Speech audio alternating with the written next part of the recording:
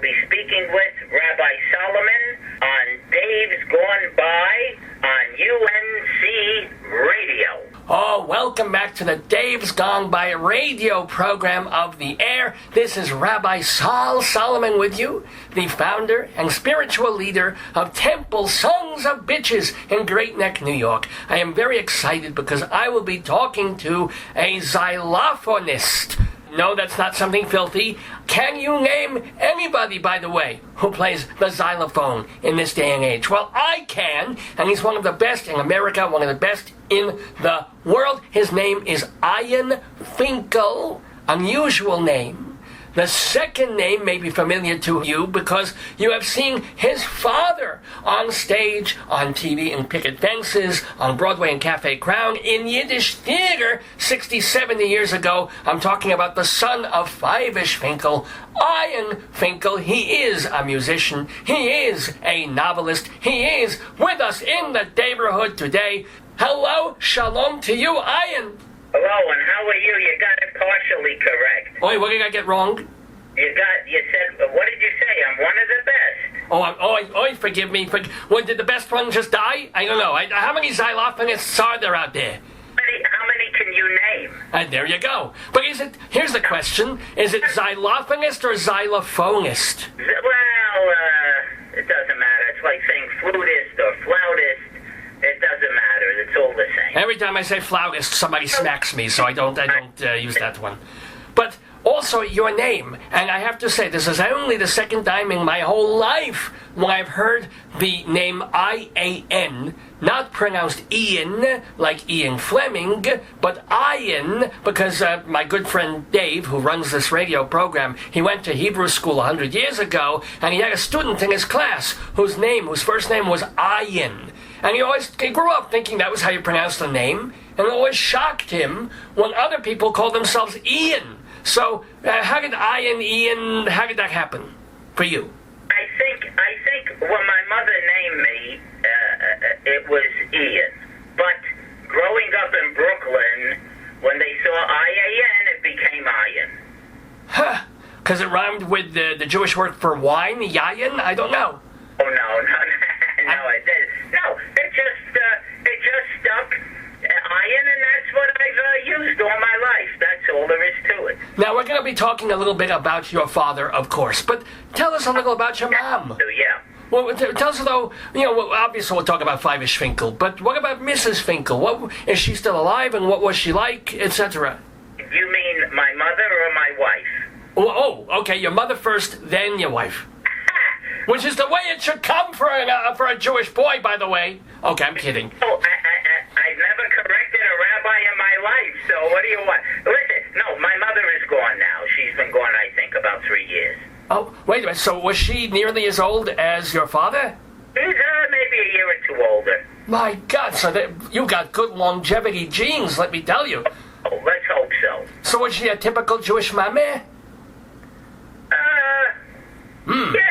Yeah, you might say that. She probably wanted me to be a lawyer, because I certainly wouldn't want to be a doctor, but yeah, she was a good Jewish mother, absolutely, of course. Oh, wonderful. And was she there through all the ups and downs of your dad's career?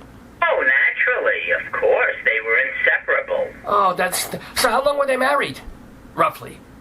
Oh, my goodness, they were married, 60 years. Oh. Mit Mazel, and how long are you married, Ian Finkel? About 178 years. Feels like it sometimes, doesn't it? I'm telling you. And you have little Finkelettes, Finkelsteins, whatever? My offspring are all grown and they're working, they do what they do, So wait a minute, does your father now have great-grandchildren at this point? Yes, my son has a son. So, yes, my father would be a great-grandfather, right. Oh, mit Mazel, mit Glück. So let's roll it really back to the very beginning when you were a kid, and instead of taking up, well, no, I guess people didn't take up the guitar back then, but maybe the violin. Sure, that's what I should have taken up. I took up the xylophone. Yeah. Because actually at a very late age. I was originally a very lousy drummer. Oh. Then I switched to trumpet, and I was worse. Well, you were banging on it, yeah? Then the Fulton Fish Market thought I could do well selling fish with the horn. But then, I wasn't quite 19. My music teacher, he had a job set up for me cleaning the toilets at the Astor Hotel. Ooh. He had second thoughts. This is true. And he had second thoughts. And he showed me a lot of instruments, and I didn't want to play the piano. My brother was already an accomplished pianist. He's a great concert pianist now. And, this is Ian Finkel, right? What's his name? Elliot, and I failed at brass. I failed at this and that. It was too late to start string instruments. And he showed me the xylophone. And I thought I was very cute on it. And it was a lot of fun. He knew I loved music, and I was a good reader, and, I was onto it. But when I first played the xylophone, I thought, oh, gee, this is a lot of fun, and it will get me girls. Uh-huh. But no one said, it's guitar, you idiot. Guitar, not xylophone. But you bring a guitar to a party, you sit on the couch, I gave my love a cherry, the girls fall over you, Never fell over me. In fact, when I wheel my xylophone out on stage, I say to the audience, I know, you see this thing, and you hate me already.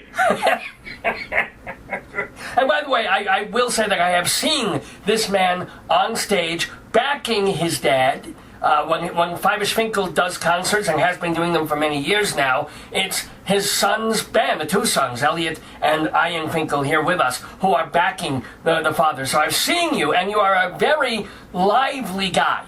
You don't just go disappear into the shadows and bang a couple of things on the xylophone. You're a dervish, kind of.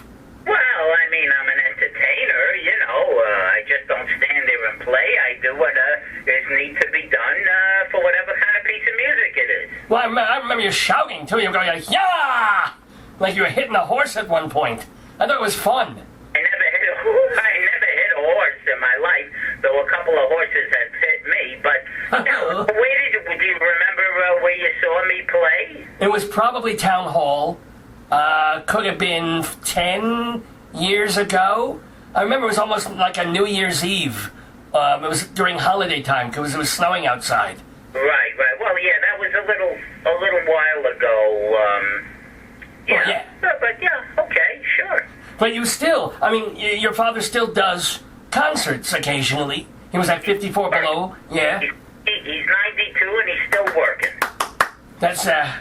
Do you tell him not to? At that age, do you say, Pop, it's time, rest, or not?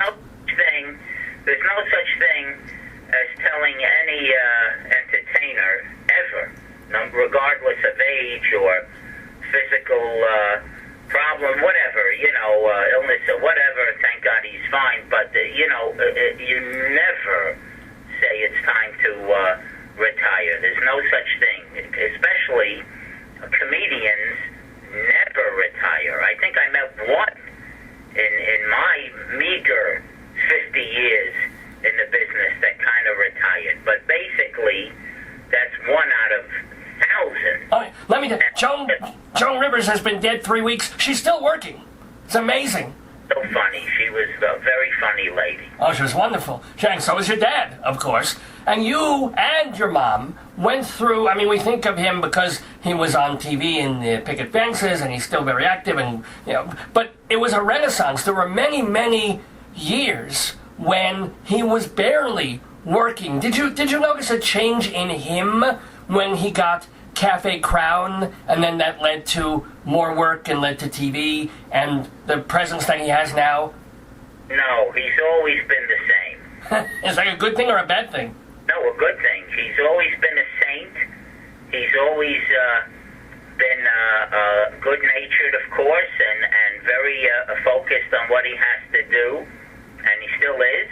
And he always kept working, on his art and perfecting it. And, show business or music or anything you want to say, 90% of it or more, 99% of it is luck. So you always have to be ready if you get lucky. And he was always ready, and, you know, it happens when it happens. It happened to him a little later in life than normal, but so what? It happened at least. Oh, yeah. He was big, and, even when, let's say, in the old days, when he first started, he didn't obviously work the jobs he worked after being on Broadway and television and the movies, blah, blah, blah, but he was the same man, generous, a saint-like. What can I say? Well, it's a wonderful way to feel about a father, isn't it? I mean, thank God. He's very lucky. And I will say that we have had the honor of having your father on this program a couple of years ago. And he was an absolute delight to talk to. So, but now we are talking to the son, the offspring, the seedling of Fyvush Finkel. We're talking to Ian Finkel, the xylophonist, and also, since we're talking about later life careers and changes in things, the novelist. And it's kind of an interesting thing. You started writing, and then you were just writing mostly for yourself, and what happened? No, I wasn't really writing for myself. Really what happened was I've always written because when I first started, let's say in my early 20s already, xylophone is not exactly an instrument that's used a lot. True. Work a lot, so I always wrote a lot of music, a lot of arrangements, and I caught on a little bit, and I was writing for shows and different things. And when you become a so-called orchestrator, an arranger, you also have to have a decent working knowledge of the word. You got to make the words go with the music. Sometimes you have to write some lyrics. Oh. So I always wrote. However, I'd say, 10, 15 years ago, I said, don't waste this portion of, you're lucky to get what little talent you got. I started writing novels. I have always written comedy routines. I wrote shows. I wrote all kinds of junk. Everything you can name, I did. But then I decided to put some time in, not to take away any time from the instrument, but to add time. There's 24 hours in a day. How much can you play the instrument? I practice 5 hours a day. I think after the 5 hours, and then do the show, wherever I'm appearing, then I also write. And I wrote a bunch of novels. A bunch of novels? How much do you write a day? A couple hours. Wow. It depends what has to be done. Novels. Everyone is different. Fast doesn't mean good. I might be considered fast only because I'm used to from being in the music scene. You get an assignment on a Monday night and they want us for Tuesday morning. But so maybe I could write a novel in a handful of months, and some guys take a year. Wait a minute. You can write a novel in 2-3 weeks? No, I wouldn't say 2-3 weeks. Half of a month. A novel takes more than that. A good novel, you got to put in a month or two, at least in my case. But that's pretty fast. I know some guys that have spent a couple of years on a book. Of course, If it comes out good, it's good. Do you outline? Do you plan? Do you gestate for a while before you hit the keyboard? No. First of all, I don't hit a keyboard. I write with a quill, and I dust it with powder. No, I write it in pen. I have people that I'm very fortunate. My wife types it up. My publisher. The 3 novels that I'd like to talk about, they're published in Holland. Oh. And this publisher, her name is Denise Nodemans, and she has done a lot of typing as well, and I'm lucky in that respect. And you're incredibly lucky in the sense that you got this publisher. You found a place, because so many people have a novel that they write, they send to a couple of agents, it's rejected, you put it in a drawer, and boom, you're done, and there go your hopes and dreams down the toilet. You were working... Well, yeah, but you can't base your hopes and dreams on one book. Let's say you write a book, and you can't get anyone to publish it. First of all, you may not be able to get anyone to even look at the thing. To look at it, you do all the right things and you send it off to all these literary agents, and that doesn't mean that they can even look at it. Even if you do it exactly how it says in those books, and this query, that query is, and this chapter, that, all that sort of stuff, they still may not look at it. Just to get it looked at is hard before you're even published. I was very fortunate that I met Miss Nodemans on a cruise ship. She happened to be a passenger. She saw me writing, and we talked for a minute. She said she's a publisher, and there you go. Incredible. And that's what you said before. You have to be ready when luck comes along. Yeah, but let's say I gave her my first novel and she didn't like it. That don't mean that's the end of it. Then you got to write another one. It's like music. You play a piece. Maybe you don't play it so good, or maybe you don't even like the piece. Who knows? Whatever. That don't mean that's it. You're basing your career on one piece. You got to play another piece. So you've had three published novels to this point, right? And now, for people who might think, oh well, okay, he's the son of Fyvush Finkel, and they're Jewish, and this. It has nothing to do with my novels whatsoever. No. In fact, I wouldn't even let my father read my novels. That's what I was alluding to. Apparently, they're kind of racy in a way.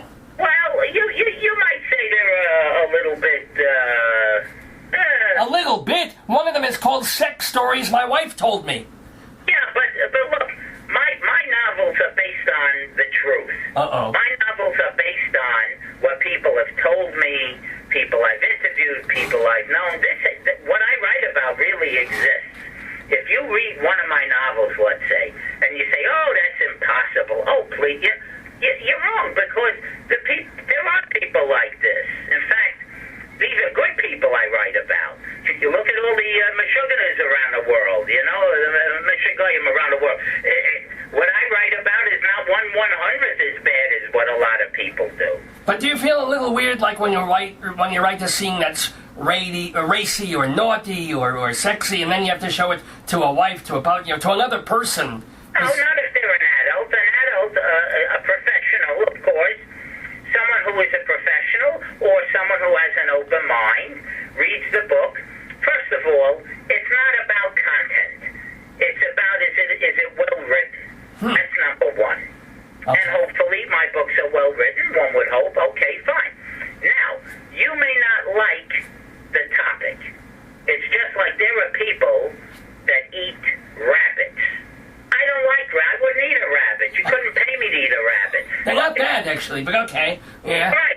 So if a guy wrote a book about rabbits, I don't judge it. Oh, I'm not reading that. I hate rabbits. I would never eat a rabbit. But it might be a well-written book. It's true. So what genre? Is it thriller? Is it psychological mystery? If you had to put yourself in a particular genre, what would it be? Well, each book's a little different.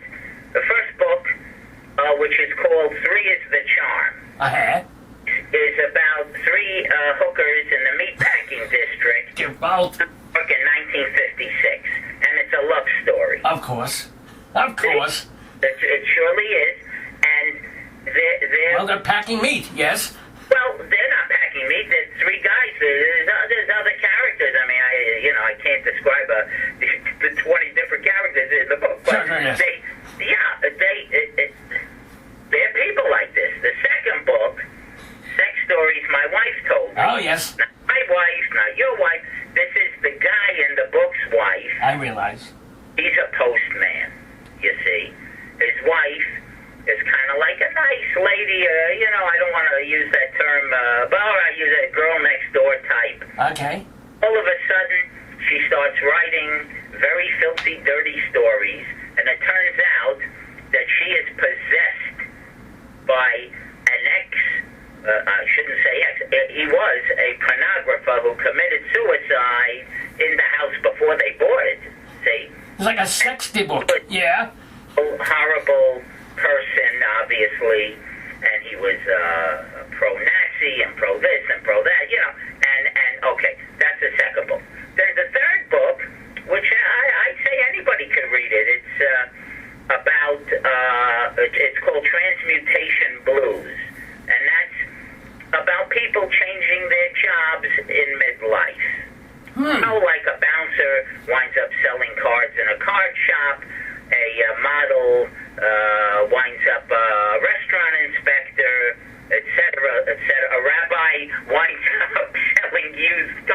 It could happen to me. Yes, okay.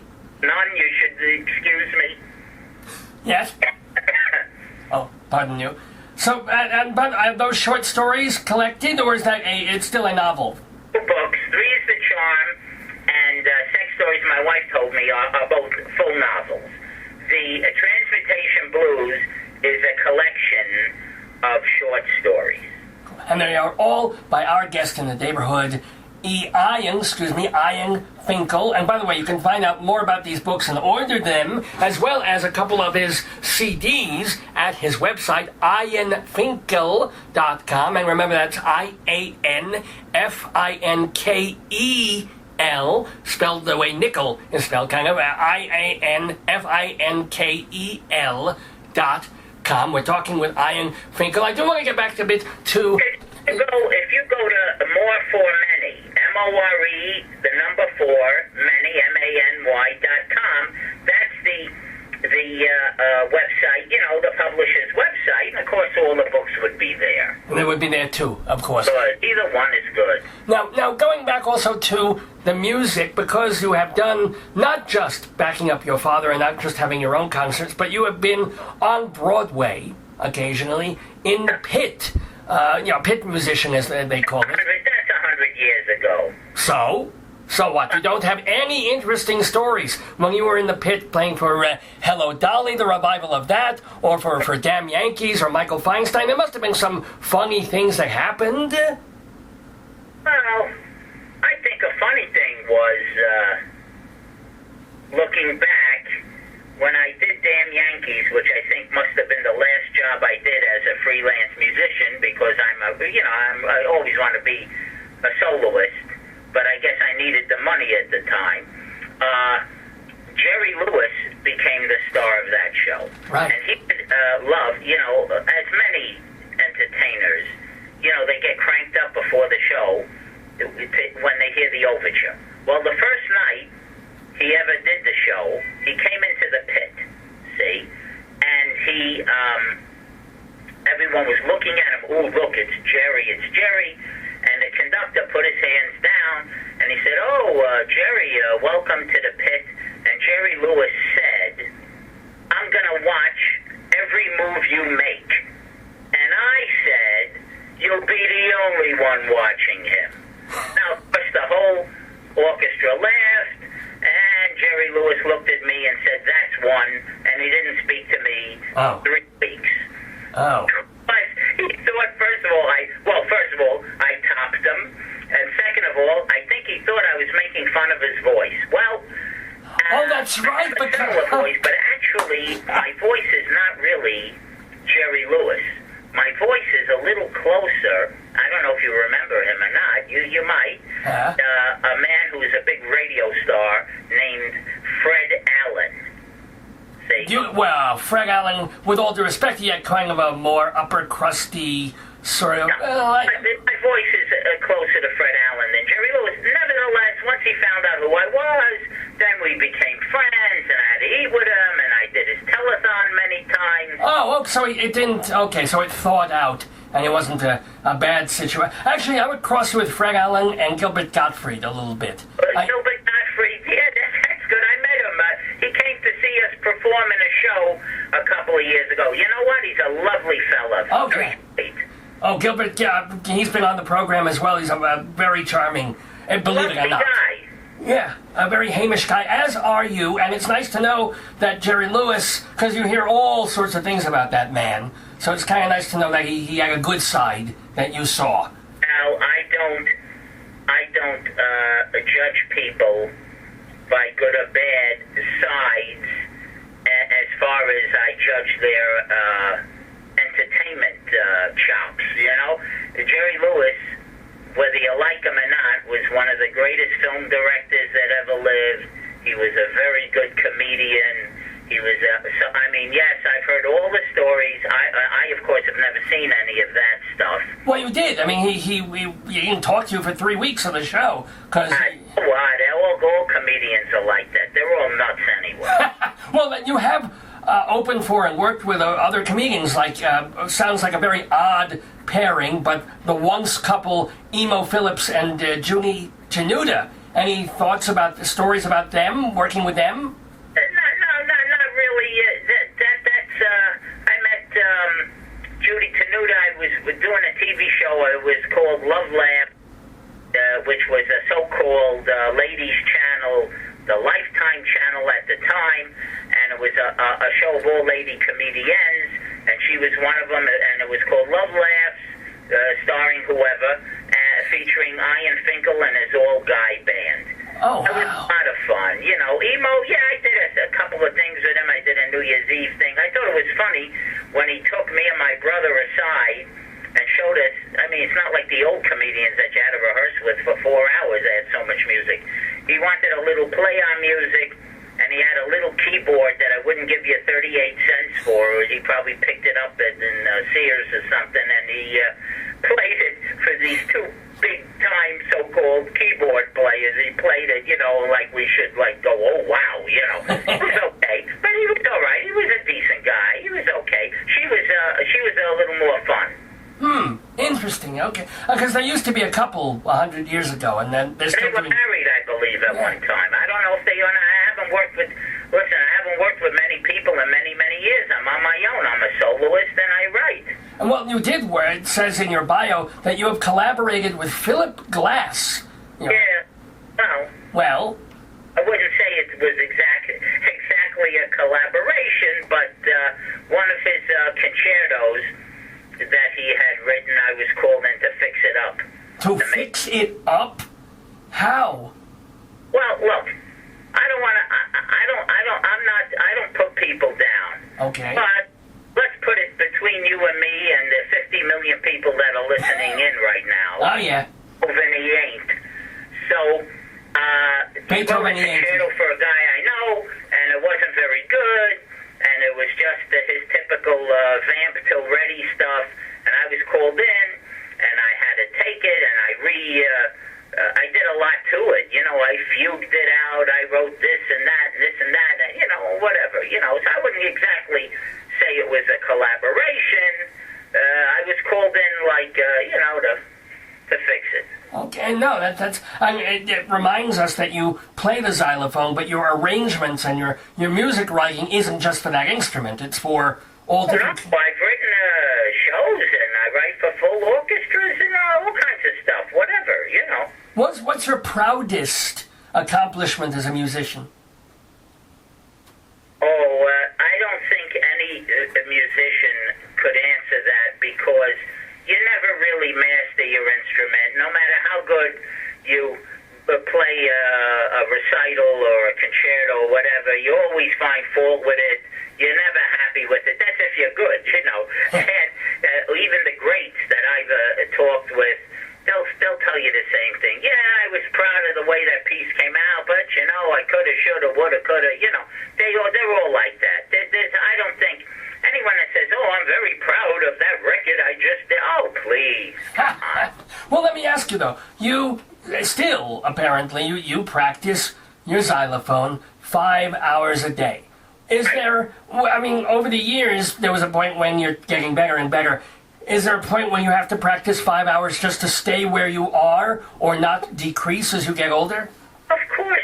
That's, any musician will tell you, any musician that you know, is a real musician, he's going to say after a certain age, a lot of your practicing is maintenance, you see. And that could be actually even in writing, it's maintenance. In other words,